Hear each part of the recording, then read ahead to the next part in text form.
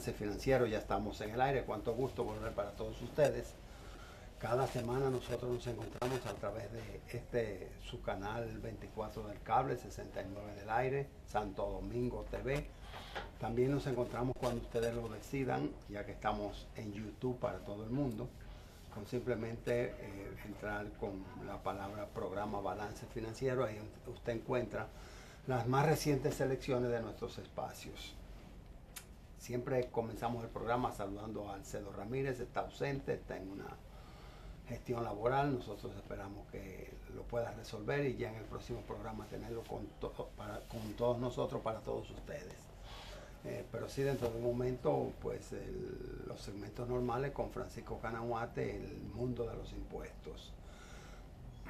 Tenemos hoy un invitado, tenemos un programa especial. Vamos a conversar largo y tendido durante los primeros segmentos con el presidente del Instituto de Contadores Públicos, el licenciado Pedro Matos, quien trae importantes informaciones y con quien vamos a interactuar respecto al acontecer financiero y contable del país, así como todo lo que tiene que ver con el ámbito económico, los controles gubernamentales, en fin, las ejecuciones presupuestarias, todo lo concerniente a la economía dominicana lo vamos a hablar con el licenciado Matos, que es, reitero, el presidente del Instituto de Contadores Públicos Autorizados de la República Dominicana.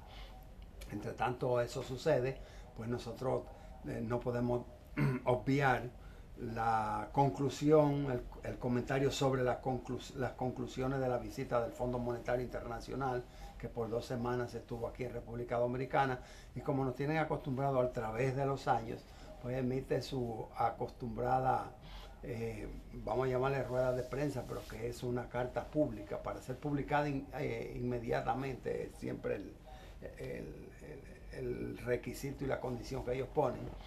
Y en ese sentido, pues ha hecho un resumen de las variables económicas del país, que ya son alto conocidas. Habló de la inflación de 2013, que estuvo en 3.9 y la equiparó con el año anterior. Y también habló de la proyección para el 14 y del Producto Interno Bruto, su crecimiento sobre el 4%. También estuvo haciendo énfasis en una tasa de desempleo del 7%, que eso sí que nosotros quisiéramos dentro de un rato ver cómo lo debatimos, porque indica que estamos quizás un tanto mejor que Estados Unidos, que es la gran urbe, como decimos, que es el país más desarrollado de la región.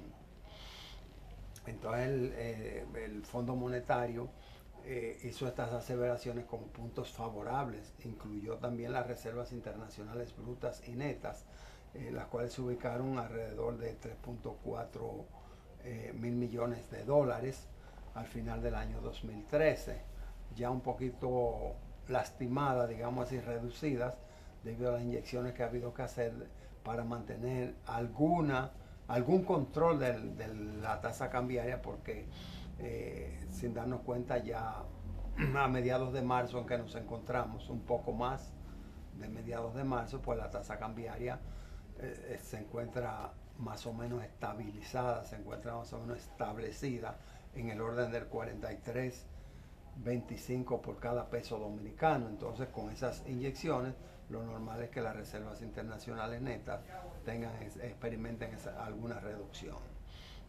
El Fondo Monetario Internacional ha llamado la atención respecto a los índices de endeudamiento público del país. También ha hecho énfasis en los subsidios eléctricos, indicando que laceran pues el déficit del Banco Central y los subsidios eléctricos, naturalmente, así como también la calidad del gasto que pudiera tener el Estado Dominicano. Son los temas que vamos a abordar principalmente con nuestro invitado en esta oportunidad. Y nosotros, como de costumbre, agradecemos a Dios la oportunidad de llegar al aire, y también a nuestros directos patrocinadores, como son los supermercados Bravos, que son los expertos en vender barato. También el arroz El Molino, que es el arroz por excelencia, el más selecto de todos los selectos. La Novia de Villa, especialista en baby shower. Y BDO Senfa, la la Escuela Nacional de Finanzas y Auditoría, que es la decana en la preparación académica postuniversitaria en nuestro país. Vamos a esta pausa porque tenemos mucho que hablar con nuestro invitado. Regresamos en breve, no se muevan.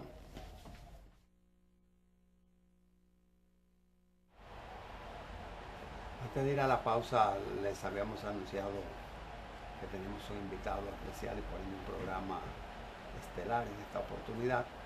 El licenciado Pedro Matos no necesita presentación porque es una persona pública.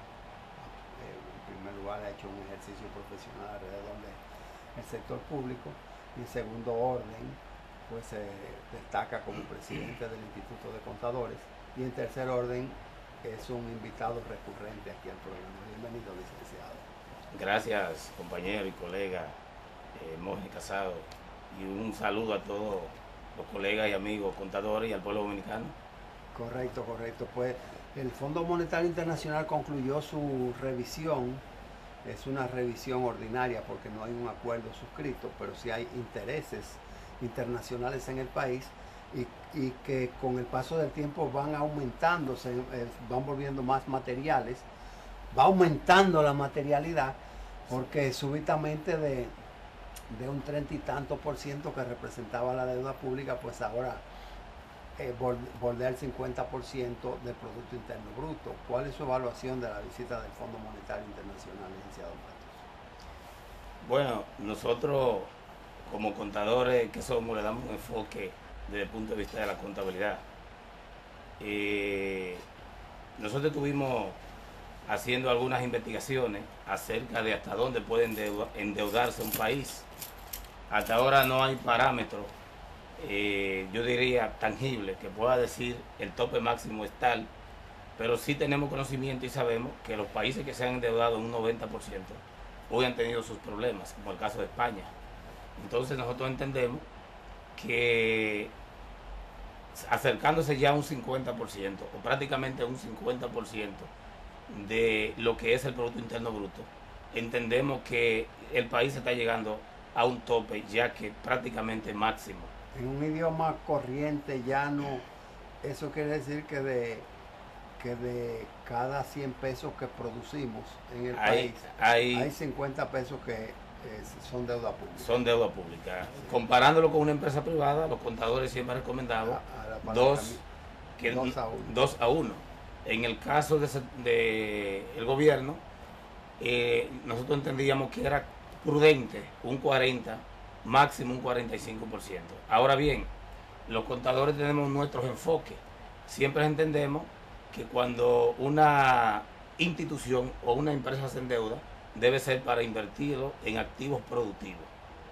Lo que pasa es que en la nación dominicana no hay un seguimiento adecuado a lo que debiera ser la cosa pública en función de endeudamiento. Es decir, cuando el país se endeuda, debiera haber un seguimiento adecuado en función de que ese endeudamiento sea para activos productivos. Por ejemplo, aunque el país no va a tener una producción como parecido a una empresa privada, donde tú ves el retorno de esa inversión en activos, pero sí hay un retorno en una, como le llaman los economistas, tiene una rentabilidad social, como el caso del metro, el caso de una presa. Y el caso de las provincias, que ya son 30 y que es una estructura que se ha vuelto costosa y que tengo entendido, eso es lo que ha puesto, digamos, una economía haragana, difícil de avanzar, porque la mayoría de las recaudaciones tienen que irse en el gasto público. Mira, ahí hay una situación un poquito difícil, y es que yo estuve viendo este programa a Milciades Rodríguez y él hablaba de la necesidad de aumentar la presión tributaria, y creemos que sí, que es necesario aumentar la presión tributaria. Y coincido con Milciades en el sentido de que hay que buscar un método, una fórmula para ampliar la base. Es decir, de qué manera hacemos atractiva el pago de los impuestos en la microempresa, de tal manera que el microempresario de alguna forma sienta algún incentivo para formalizar su microempresa. Y recuerdo en un programa hablábamos de aquella época donde los colmados y las cafeterías y los salones de belleza tenían una patente. En un programa escuché a don Antonio Isaconde hablando de un monotributo, como un tributo único. Como el país avanza hacia la seguridad social. Pero lo que conviene es la tasa única. Bueno, pudiera ser. Ahora, ¿cómo combinar una atracción hacia el microempresario de tal manera que 100.000 o 200.000 empresitas puedan sumarse en una combinación de un pago único y alguna flexibilidad con la seguridad social? Una combinación para ser más atractivo y que buscar la manera de que la micro le tema a los procedimientos gubernamentales. De alguna forma el microempresario le teme a los procedimientos gubernamentales y entiende que si se formaliza, como decimos un buen dominicano, si se inscribe, no hay forma de salirse y que le dan seguimiento y que pudiera ser, en vez de beneficiarle, perjudicarle. Entonces, de alguna manera, hay que hacer atractivo el pago del impuesto en ese sector, que es un sector muy sensible. Y una fórmula es garantizarle al papá, a la mamá y a los 2 jóvenes que son hijos, o a los 3 jóvenes que son hijos, algún tipo de seguridad social, porque la microempresa en este país generalmente es familiar. Sí, porque es muy difícil mantenerse en una actividad económica y a la vez ser prófugo del aparato recaudador, porque con un simple censo por establecimientos comerciales que ya se ha hecho, o simplemente con la negativa a poder operar o aumentar su portafolio de clientes y hasta de productos, debido a que no tiene las herramientas fiscales requeridas, Sí, no, bueno, pues se ve limitado a ese. Y hay muchos beneficios que obtienen. Por ejemplo, es muy común al país que la mayoría de los dominicanos nos gusta más viajar que a Estados Unidos, que escuchar que la embajada norteamericana dice que el dominicano casi nunca tiene nada a nombre de él, que ese es uno de los escollos para otorgarle visa a esa clase de dominicano, vamos a llamarle común, popularmente dicho, que no es esa clase media alta ni clase media media. Cuando tú tienes una microempresa y estás formalizado, ya tú eres un empresario, aunque no tenga los millones, como decimos en buen dominicano, de chanflines. Otro de los elementos es que también va acumulando crédito para en algún momento tener acceso a los bancos, al otorgamiento de un crédito ya un poco más formalizado. Pero yo diría que hay 3 escollos, volviendo al tema. El elemento tecnológico, que a veces no poseen ni siquiera la capacidad suficiente para tener una computadora, y el problema de energía eléctrica en ocasiones. El elemento de que tienen que pagar una iguala generalmente al contador para que a nosotros mismos, para que le trabaje los impuestos y le transparente sus gastos y sus costos. Y también el elemento de que para formalizarse generalmente necesita un abogado. Son los elementos que yo entiendo que de alguna manera afectan para que muchas microempresas se agreguen al sistema de contribución y hacer efectivo el pago de sus impuestos. Si se hubiera una flexibilidad de tal manera que ellos no necesitaran de tantos profesionales o de elementos tecnológicos, otra cosa fuera, porque ahí están los métodos de tributación, de pago de impuestos simplificados. Pero por ejemplo, dentro de esos métodos, el más simple es el que se ajusta al pago por los ingresos, que sería básicamente para los profesionales. PST. Exactamente. Procedimiento simplificado de tributación. Exacto. El procedimiento basado en compra es mucho más complejo y no se ajusta mucho a la necesidad del microempresario.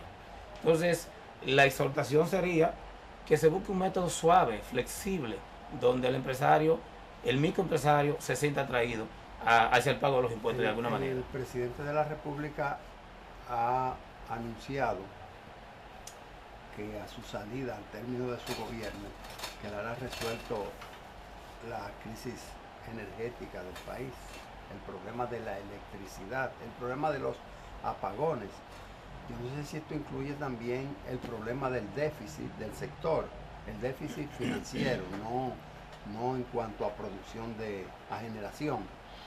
Entonces nos gustaría conocer la opinión del presidente del Instituto de Contadores en lo referente a las tarifas, si están adecuadas, si deben subirse para que se consiga el equilibrio financiero, o si él tiene alguna fórmula. Nosotros vamos a permitirle que él nos responda esta pregunta al regreso, ya que vamos a una pausa.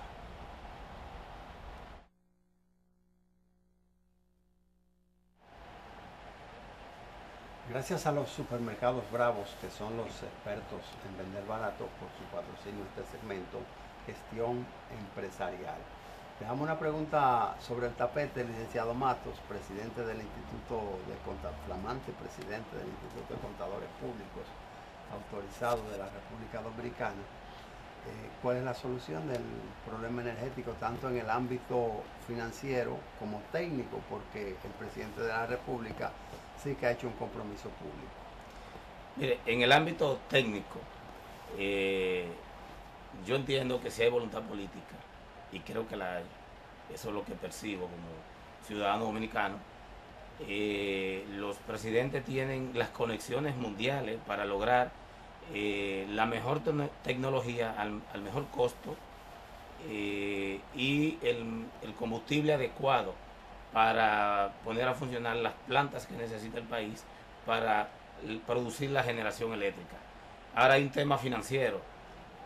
La sociedad dominicana, y si los contadores lo vivimos en el día a día, tiene tendencia a evadir el pago de impuestos, a evadir el pago de energía eléctrica, a evadir hasta, si puede, y lo hace en muchísimas ocasiones, el pago del telecable. Para nadie es un secreto de que se enganchan. Sí. Entonces, yo diría que el reto que tiene el gobierno es cómo lograr que el que no esté pagando, pague, aunque sea un pago mínimo. Es decir, tendrá que buscarse una fórmula para que la cantidad de millones de dominicanos que de alguna forma no pagan energía eléctrica se sumen al pago. Hay una clase media que hace 5 o 6 años no pagaba, y cuando arrancó la reforma que se descentralizó, y se penalizó el fraude exactamente eléctrico, muchos dominicanos se sumaron al pago de energía eléctrica, y para nadie es un secreto que hoy más dominicanos pagan energía eléctrica, pero hay un problema social en la mayoría de los barrios dominicanos. ¿Va a resolver el presidente el problema a su salida en el 16? Estamos en el 14, quedan 2 años prácticamente. Bueno, hasta ahora el pueblo dominicano ha percibido, y creo que así lo ha valorado al presidente Medina, que lo que promete lo cumple. Y no podemos decir otra cosa. O sea, hasta ahora la valoración que tiene el presidente Danilo Medina indica que el pueblo dominicano le cree cuando él promete algo. Por lo tanto, no hay por qué dudarlo. Ahora, usted mencionaba el problema, el aspecto fiscal, el déficit y el subsidio que el gobierno tiene que pagar por una cantidad de personas que no pagan energía eléctrica. Fiscal, que es del Banco Central, ¿no? Y ahí hay varios elementos envueltos. Sí. Dejando a un lado el déficit cuasi fiscal, volviendo al tema eléctrico. De verdad que es un tema un poquito difícil, porque cuando entra la campaña un año antes o año y medio antes, no hay forma de lograr que los barrios se sumen a pagar, porque utilizan esto como tema de campaña. Ojalá ahora en el 2014 se busque una fórmula para que ese chantaje social que utilizan muchos barrios o que utilizan partidos que en un momento determinado le adversan al que tenga el gobierno, se busque una fórmula elegante, fácil, suave, para que la mayoría de los dominicanos se sumen a pagar el pago de energía eléctrica. Señores, tú puedes, ahora mismo, tú tienes forma de conectarte a un celular comprando tarjeta, tienes fórmula de conectarte a internet, comprar una tarjeta. De esa misma manera se pudiera conseguir fórmula para, y que de hecho creo que hay ensayos sobre eso, para los contadores prepagados. Ese sería uno de los pasos más importantes que daría el gobierno, lograr disminuir el déficit en función de que el dominicano que no pague energía eléctrica pague. Otro elemento que se envuelve es el pago de la electricidad que utiliza las calles de las grandes ciudades. Fíjese que el alumbrado público. El alumbrado público. Nuestro país dio un gran paso de avance, que fue la creación de una forma, si se puede decir, semiautónoma de los gobiernos municipales, según la ley 176-07. Pero es un gobierno que, aparte de los elementos que ya hemos señalado, de control interno que tienen, de control de las finanzas, es un gobierno que nació sin cabeza porque no tiene ingresos. O sea, hay una serie de impuestos municipales que de alguna forma tendrá que llegar el momento de descentralizar el pago de los impuestos para que esos gobiernos municipales tengan de dónde nutrirse desde el punto de vista positivo. Muchos municipios solicitan que se les proporcionalice el peaje. Bueno, eso es parte. Porque y ahora que lo van a no solamente el peaje, sino el derecho a circular también de la revista, porque ¿dónde circulan la mayoría de los carros y de los vehículos que pagan la revista de una ciudad? En la propia ciudad, entre otras cosas. Hay una protesta muy enérgica de el presidente de la República, se tiró a la calle a protestar porque tuvo que ordenar el bacheado, el arreglo de las calles de la provincia de la ciudad que llama Las Terrenas, un municipio. Sí, pero porque él dice que el ayuntamiento es que debe pero hacerlo. ahí va. Y ahí es que por ejemplo, está, por eso. el ayuntamiento debe regular el tránsito. Sí. El ayuntamiento o los gobiernos municipales deben bachear las calles. El ayuntamiento y los gobiernos municipales deben pagar el alumbrado de las calles. Ahora, volvemos y retornamos de nuevo, porque traemos el tema del gobierno municipal por el déficit de energía eléctrica. Exacto. He escuchado incluso a nuestro amigo Guarocuya hablar de la descentralización del pago de los impuestos. En algún momento el país tendrá que llegar ahí. Habrá que definir, porque hay una situación que se da con los gobiernos municipales. El gobierno municipal conoce más a sus habitantes. El gobierno municipal hasta puede colaborar en materia de controlar la delincuencia, porque está más cerca, de seguridad. Conoce quién es el que vende más, el que vende menos, quién es el que utiliza la energía eléctrica más, quién es el que la utiliza menos, porque está más cerca. Está segmentado. Debe haber un involucramiento total del gobierno municipal y dentro de ese involucramiento debe haber un pago o mejor dicho, las recaudaciones de más impuestos, no de los arbitrios que recauda ahora mismo, que son simples pagos por las carnicerías, los colmaditos. No. Yo pienso que el gobierno municipal debe ser un ente de recaudaciones y que tendrá que llegar el momento de que nuestro país obtenga lo que se llama el impuesto federado, que no necesariamente responde a los países federados, también son a los países que tienen varias provincias como el nuestro. Así es, la situación de República Dominicana en el orden económico es como de día a día, en el sentido de que venimos de una recesión bastante pronunciada. Se habló incluso de sectores que redujeron sus operaciones hasta en un 30% sí, en el año 2013 con relación al 12. Entonces, me gustaría saber su posición respecto a las proyecciones económicas de 2014. Si usted entiende que debe haber un repunte, si lo habrá, y si estará incidiendo el medio económico en que nos desenvolvemos, incidiendo negativamente, como es el caso del costo de los combustibles y como es el caso mismo de la necesidad de energía eléctrica y el costo de la tasa cambiaria. Bueno, mire, yo pienso que las autoridades del Banco Central han hecho magia, porque yo estuve revisando un trabajo económico que hizo el CONEP, basado en la cifra del Banco Central, y pudimos notar ahí unos cuadros que ellos publicaron, que el país apenas exporta el 50% de lo que importa. Es decir, el país trimestralmente exporta unos unos 2.000 y algo de millones de dólares e importa 4.000 y pico de millones de dólares. O sea, si yo tengo menos ingresos de divisa del exterior, sin embargo más egresos de divisa desde aquí hacia el exterior, de alguna forma me crea un déficit en cuanto a la balanza de pago. Una balanza comercial negativa. Y de alguna forma eso presiona el mercado cambiario. Usted nada más tiene que ver que cuando los importadores están comprando dólares para importar, de alguna forma se calienta la prima. Yo creo que ellos han hecho arte de magia. Ahora bien, el país en términos macro se nota estable, aunque el crecimiento no ha rebasado el 5%, que según los economistas después del 5% es que produce riqueza. El país tal vez no está produciendo las riquezas esperadas, ¿no? Pero al menos está estable.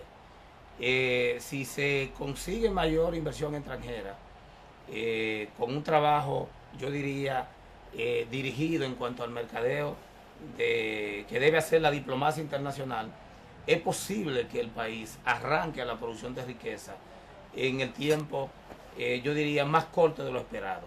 Por lo menos está estable.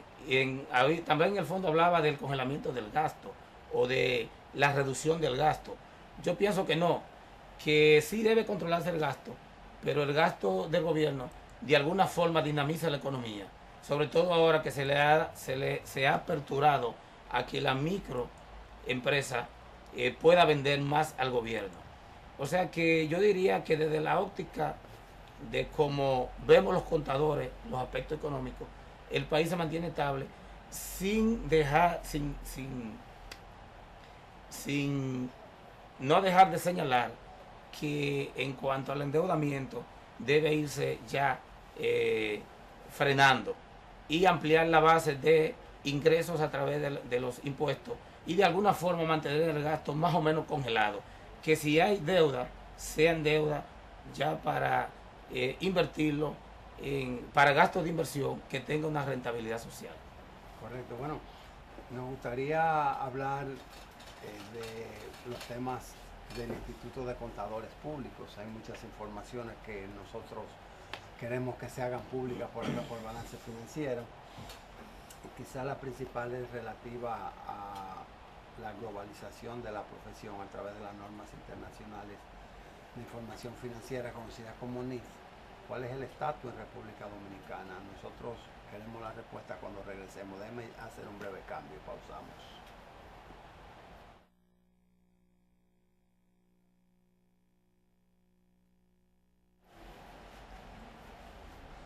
Gracias a BDO ESENFA, la escuela líder en formación de profesionales, en la actualización de los mismos, pues en memoria de Genaro Soriano, este segmento para todos nuestros televidentes. Estamos conversando con el licenciado Pedro Matos, que es el presidente del Instituto de Contadores Públicos, y al cierre del segmento pasado dejamos en el ambiente el tema de la globalización de la profesión de contaduría. Adelante, licenciado.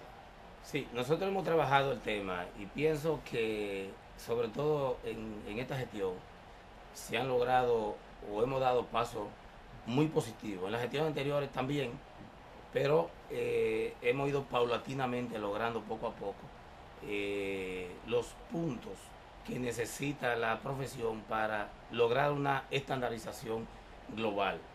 El tema de la NIF, la última resolución, pues fue ratificarla y que si alguna empresa por alguna razón no había podido o no ha podido implementarla, que lo haga por escrito, que le envíe al Instituto de Contadores una comunicación pidiendo de alguna forma la autorización y demostrando o explicando que se está adecuando a los fines de que ya para el año 2015 pues ya va a tener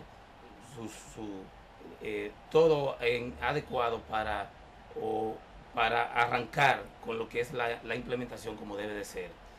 También hemos logrado, estamos caminando hacia el control de la calidad, pero antes del control de calidad, de alguna forma tuvimos que entrar en un tema de lograr un reglamento para controlar la cantidad de firmas que se estaban registrando. Pero no para decir a los contadores que no registren sus firmas, no. Lograr algún tipo de estándar mínimo para que el joven, sobre todo, que quiere registrar o tener una licencia de una firma para operarla, al menos tenga la preparación mínima de un diplomado sobre NIF, un diplomado sobre niñas, algún diplomado sobre impuestos, entre otras cosas. Y de alguna manera comenzar a llevar ya al contador independiente, al que trabaja en las firmas, irlo adentrando hacia lo que es el control de calidad.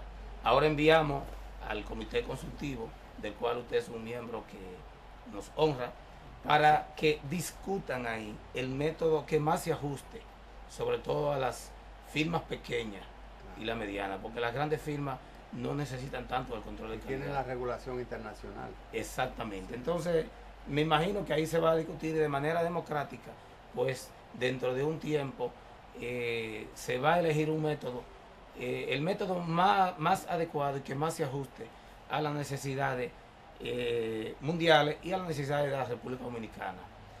También hemos logrado, tenemos en la mesa de trabajo a la mayoría de las universidades de nuestro país. Ahí se están discutiendo las materias transversales. Me imagino que en un espacio más o menos de 2 meses, pues ya se tendrá el resultado final de cuáles son las materias que deben ser comunes en todos los pensos universitarios, que no envuelve a todas las materias, sino a las que son indispensables para que... Las básicas, para viendo el contador del futuro, el producto que queremos lograr. Las universidades que en cierto modo mantienen una competencia entre ellas, ¿puede unificar ese pensum? Sí, pienso que sí. Hay buena voluntad y la unificación, como le dije, no va a ser 100%.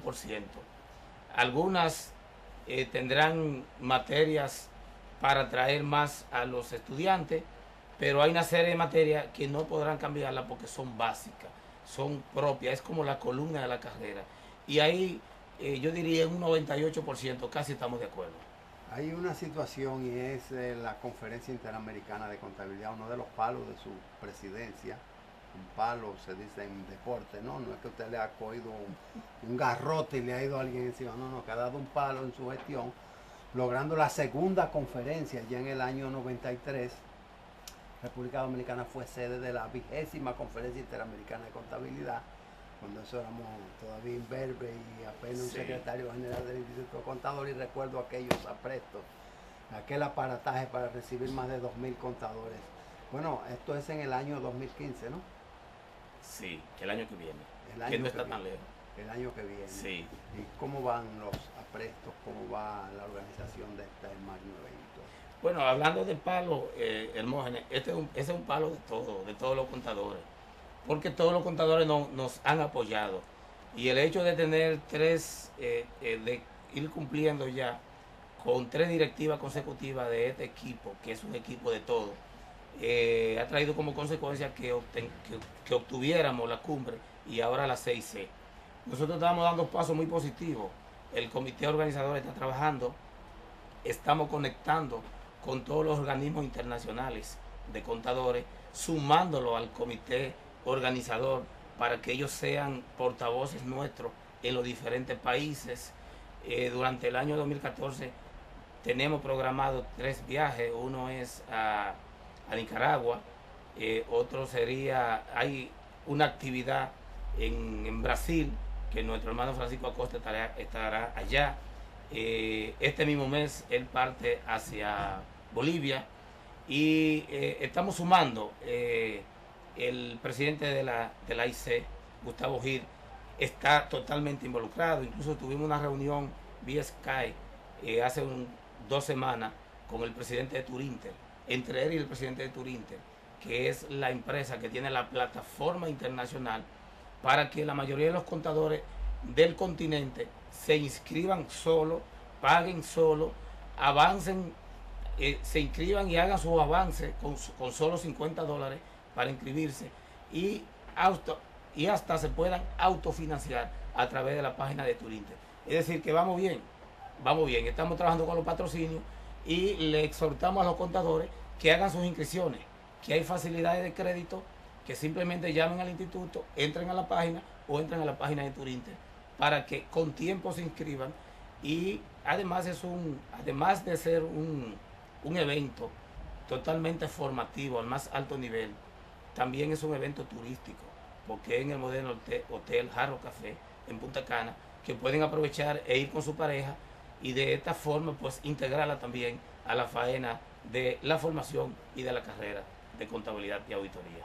Licenciado, nos ha quedado una secuela de temas pendientes, el tiempo nos ha traicionado, tenemos que pasar al mundo de los impuestos. Ahí está Francisco Canahuate, Sí. con temas novedosos, estamos en cierre y en preparación de planilla, presentación de planilla.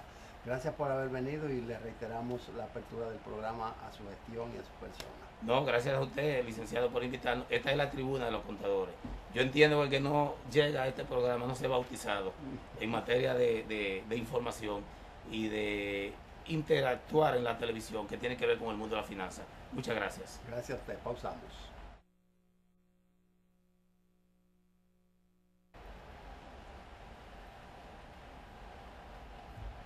Bueno, ya estamos en el mundo de los impuestos y vamos a comenzar de una vez con Francisco Canahuate haciéndole una pregunta. Francisco Canahuate y Dila, ¿dónde está Norma Aide? Bueno, habrá que llamarla, porque hoy tenemos que dejarla en contumacia saludándola desde aquí. Correcto. Está en ausencia por razones atendibles. Pero me deja darte la bienvenida en ausencia de ella. Aquí estamos y a ustedes bienvenidos a su espacio, amigos televidentes. Francisco, la semana pasada la consultora fiscal Norma Aide estuvo haciendo una brillante exposición respecto a las planillas. Hay que decir las planillas para que dejarnos entender que si digo IR1 ya estoy muy técnico, pero es la forma de declarar los impuestos del año 2013 que se hace cuando es persona física hasta el 31 de marzo del año siguiente, en este caso el 14, y si es empresa pues 120 días después después del 31 de diciembre. Después del cierre. Por el asunto después del cierre. Después del cierre, pero estamos hablando de año calendario, Francisco, por Dios. Estuvo haciendo esa exposición y me gustaría, de verdad, y a raíz de las inquietudes generadas en los televidentes, pues ampliar este tema. El próximo lunes 31 ya vence a las personas físicas y eso no quiere decir que no haya muchos que hayan declarado ya. Lo que sí sucede es que como es todo un protocolo de localizar informaciones, certificaciones, obtener saldos de cuentas, etcétera, etcétera, anticipos, etcétera, etcétera, pues eso conlleva un trabajo y siempre pues se va la semana que viene, que es donde se forma el tapón. Pero hay muchas dudas y sobre todo que la Dirección de Impuestos Internos no ha emitido un formulario, una planilla IR1 para la declaración de persona física correspondiente al año 13, ahora en el 14, y entonces se está como poniendo unos parches, poniendo cosas exentas que no lo son. Mira, yo quiero felicitar primero a Norma por el programa de la semana pasada, porque ciertamente estuvo didáctica, dando una reflexión muy interesante sobre el formulario. Realmente no todas las personas físicas declaran en el IR1 y al 31 de marzo, porque las que se acogen al régimen simplificado de tributación o al PST, como se le llama, procedimiento simplificado de tributación, presentaban al 28 de febrero y quizá por eso a veces hay un cambio de switch en el cerebro. O los asalariados que se acogen a los gastos educativos, educativo. que tiene que registrarlo también. Entonces, en cuanto a la declaración propiamente dicha de las personas físicas no asalariadas o asalariadas con otra renta, porque recordemos que los asalariados que no reciben otra renta y no van a hacer uso de ningún otro tipo de mecanismo fiscal, no tienen obligación de presentar declaración de impuestos sobre la renta personal porque lo hacen a través de su empleador, Sí, a través de su agente de retención, cuando tienen solamente renta derivada de dependencia o en relación de dependencia. Cuando una persona tiene varios empleos, varios empleadores a la vez, entonces tiene dos opciones. La primera es hacer elección de un solo agente de retención para que le haga los descuentos por todo concepto y no tiene que presentar declaración de impuestos. O por el contrario, presentar su planilla sumando cada uno de los ingresos y las retenciones que por separado le ha hecho cada uno de los empleadores con sus certificaciones correspondientes. Lo correcto es la elección de un solo agente de retención, pero en ausencia de esto, entonces lo que sigue es presentar la declaración para consolidar el pago y evitar quedarse con una parte de lo que le corresponde al fisco. No se entiende evasión sino olvido. Quiere decir que ese es el consejo que le damos a las personas. Ahora, en cuanto a las certificaciones, hay diferentes fuentes. Las personas que presentan su IR1 si tienen inversiones en acciones, si tienen salarios, si tienen alquileres, si tienen intereses bancarios, si tienen cualquier honorarios profesionales, cualquier tipo de renta que tengan y no están acogidos al procedimiento simplificado de tributación, entonces tienen que presentar su declaración, como bien le señalaba Norma la semana pasada, en el formulario IR1. Y este formulario tiene códigos, mucha gente le llama casillas, pero cada uno de esos espacios está codificado y cada código gobierna una partida o unas partidas.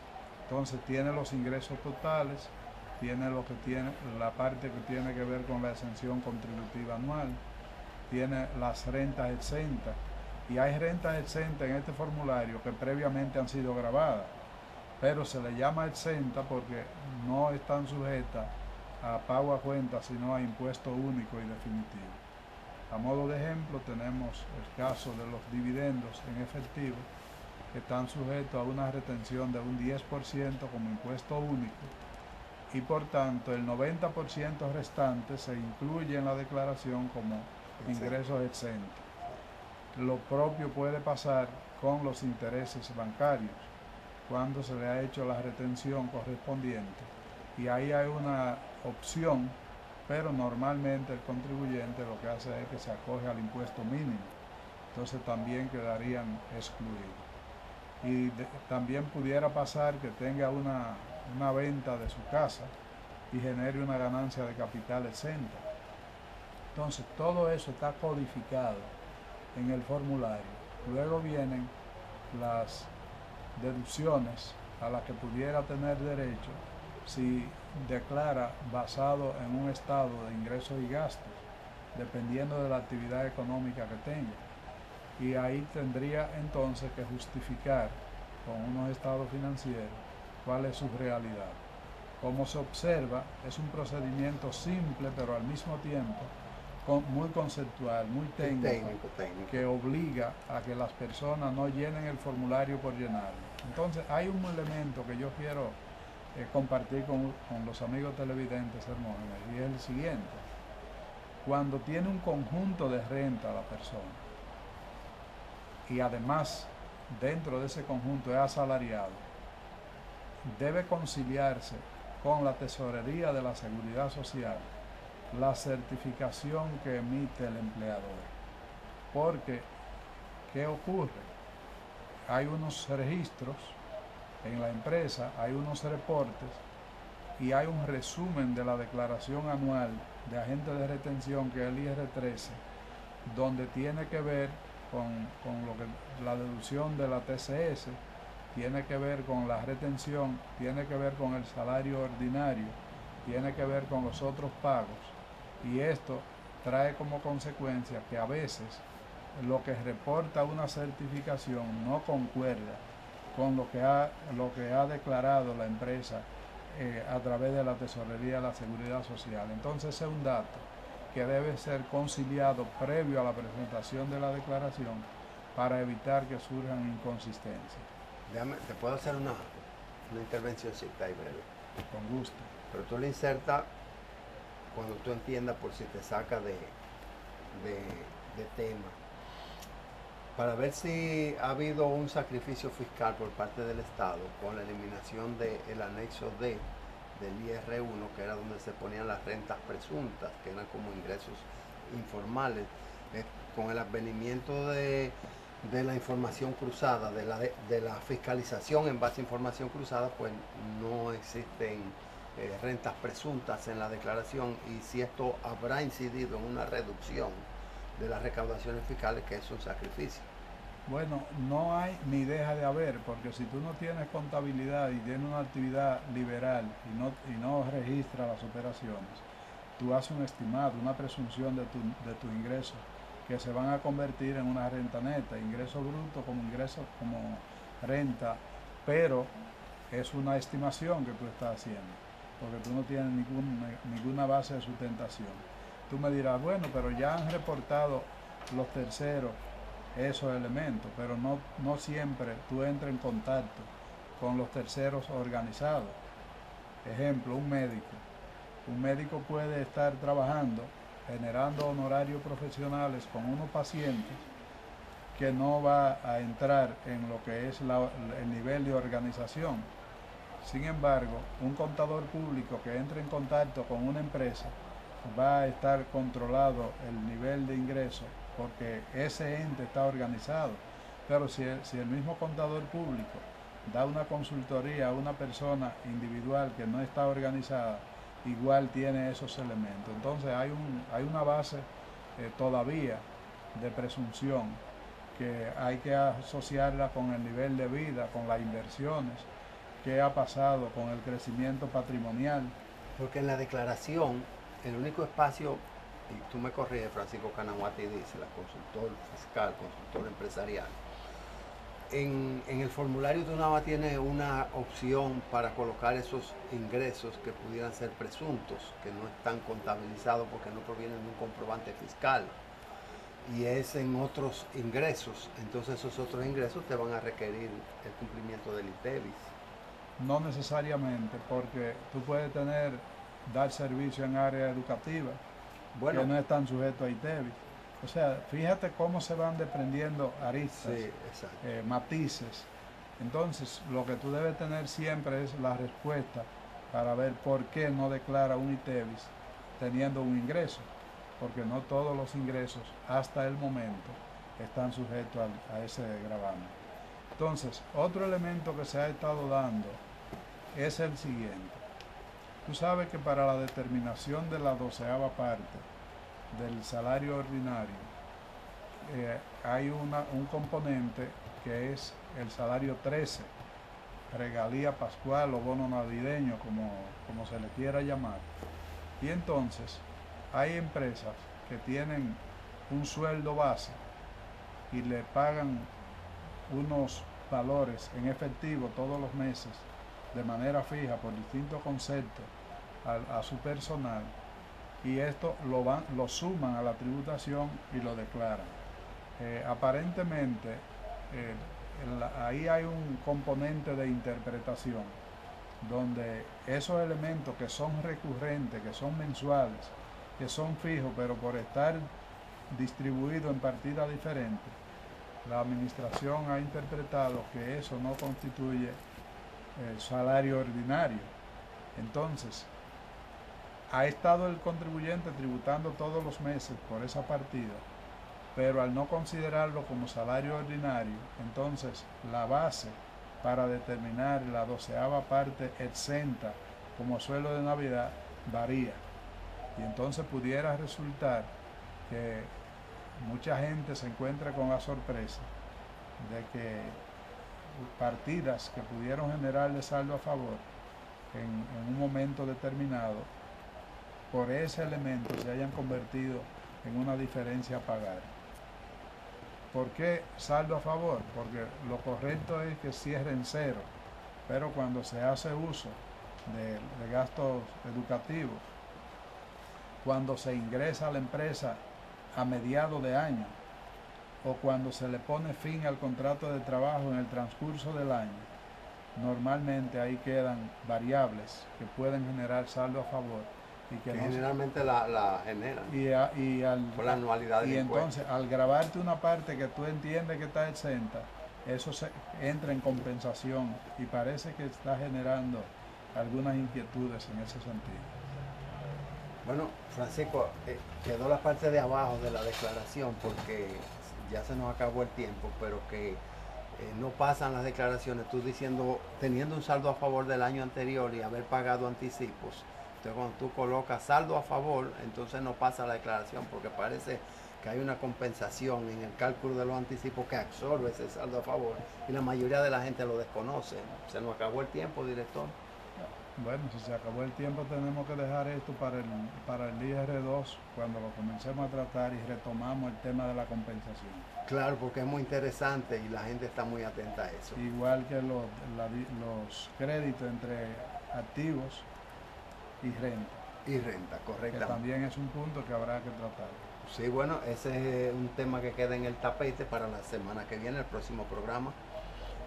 Vamos a agradecerle a nuestros patrocinadores el hecho de habernos facilitado, primero a Dios y a nuestros patrocinadores, por habernos facilitado llegar a nuestros televidentes, Supermercados Bravos, los expertos en vender barato, también el arroz El Molino, el más selecto de todos los selectos, así como a la novia de Villa, los expertos en baby shower y BDO Senfa, los líderes en los entrenamientos profesionales. Francisco Canavate, gracias por haber estado en el programa. El segmento El Mundo del Impuesto es un toque de queda y nosotros invitamos a los televidentes, entre ellos Salcedo y Norma Aide, a que mantenga la sintonía con nosotros tanto en este canal como en YouTube.